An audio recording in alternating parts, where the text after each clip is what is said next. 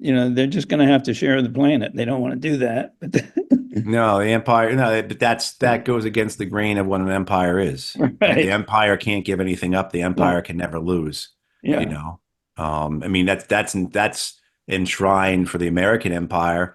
George Kennan, American diplomat, famous for putting forward the concept of the containment of the Soviet Union, also in his later years turned against all that and spoke Yeah. out very critically against the expansion of NATO. But George Kennan in the late 40s, around 47 or so, 46, he writes a memorandum to Harry Truman.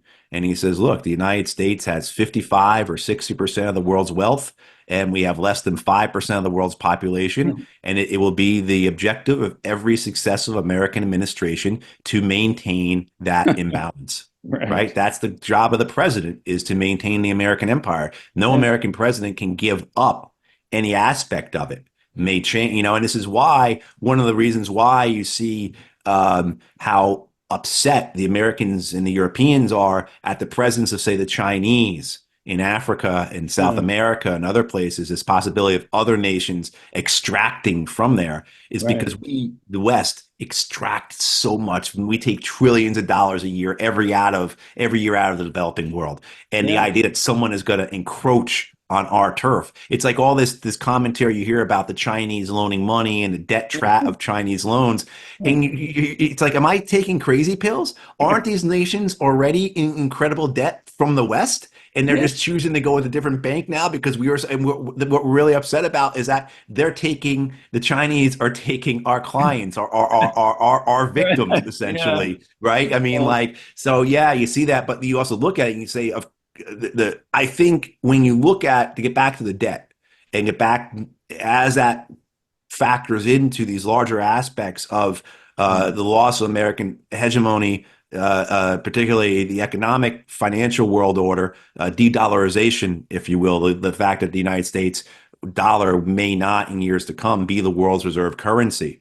And you see American actions that are pushing other nations to rapidly build and join these alternative mechanisms other than the American mechanism for the world. Yeah. And you understand, and then also too with the American system, that we've had for decades a strong dollar policy, meaning that we don't build anything here. We don't manufacture anything Right. here. We import everything because we've got a strong dollar. So imports are cheaper than what it costs for us to build them. Well, what happens then when the world shifts? The United States dollar is not the world's reserve currency. The dollar loses its value.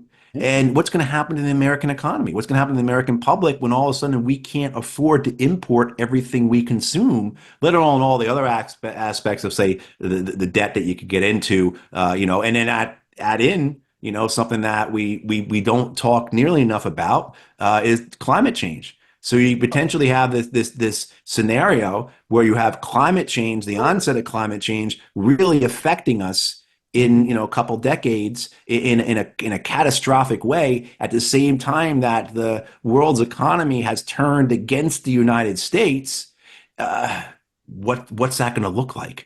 So Yeah. the future, it can be really bleak in terms for the American public if you weigh it in those factors. And this is why, again, as we sit here and we watch all this occurring, the patience that we have for it is nauseating. It's sickening because we can see what's about to happen. We can see the train wreck, occurring in slow motion in front of us. And Yeah. there's as if nothing we can do about it. Now you get to the conversation of what are our priorities? Yeah. What are our priorities going to be? Anatol Levin pulled out this stat that there are. This was 2 weeks ago or so, but at that point, yeah, this crisis in the southeast. Hurricane Milton was heading towards Yeah. Florida at that point, and everyone thought it was going to be worse than it was. Thank God it wasn't as bad as it was.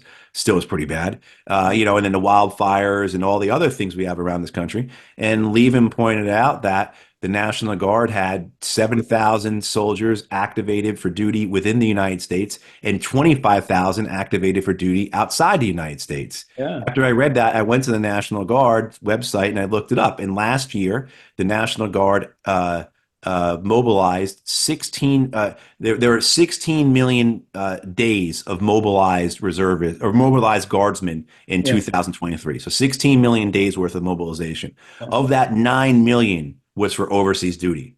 And what I Yeah. can tell you, what I bet that number is misleading, because I guarantee you the clock starts on those overseas days when those guardsmen actually leave. And so the Uh, months before, where they're working up, where they're yeah. training, their pre-deployment to go Right. over Yeah. there, as well as the time when they come back and they're in post-deployment for a couple weeks maybe. I guarantee you those days didn't count as overseas days, let Yeah. alone all the guardsmen who are Yeah. mobilized to help with overseas stuff, but Yeah. stay here in the U.S. I Right. mean, so you look at, we essentially, in terms of priorities, just as one example, we have a National Guard that's not meant to protect and help and assist our public, No. our country. It's meant to protect, help, and assist the Pentagon and its Fire. The empire.